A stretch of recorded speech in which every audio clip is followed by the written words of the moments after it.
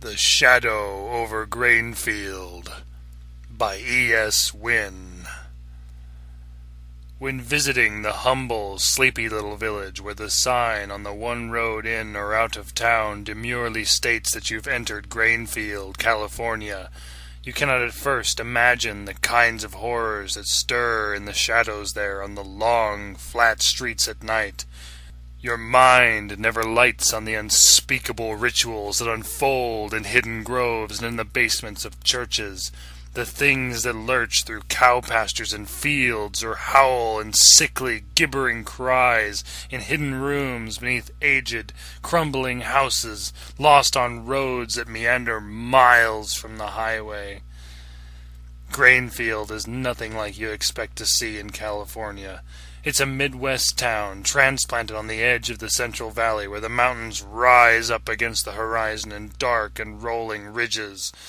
There are no movie stars here, no surfers, no beaches, and the only sunshine is a hot, oppressive wash of light that bleaches and burns through everything too long under its eye.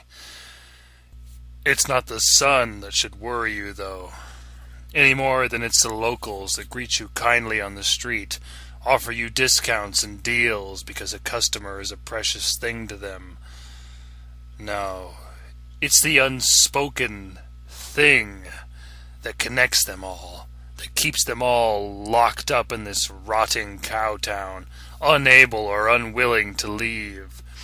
It's the secret that makes them lock their doors at night, that keeps them all going to the same church every Sunday, the reason why their town has no hotel and all the businesses close up like clockwork when dusk begins to fall.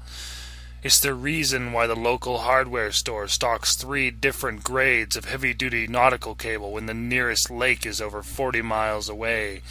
The reason why the butcher packs a dozen unlabeled boxes in the back of his SUV before driving home at the end of the day.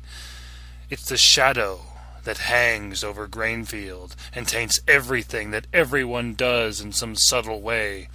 The reason why the only person who doesn't sleep with the light on at night is the priest who lives in the basement of the church.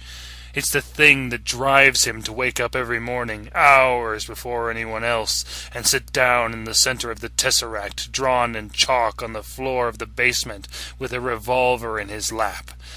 It's the last thing he thinks of before he closes his eyes and clears his mind, before he turns on the tape recorder and opens his mouth to let the words of a dead God come through.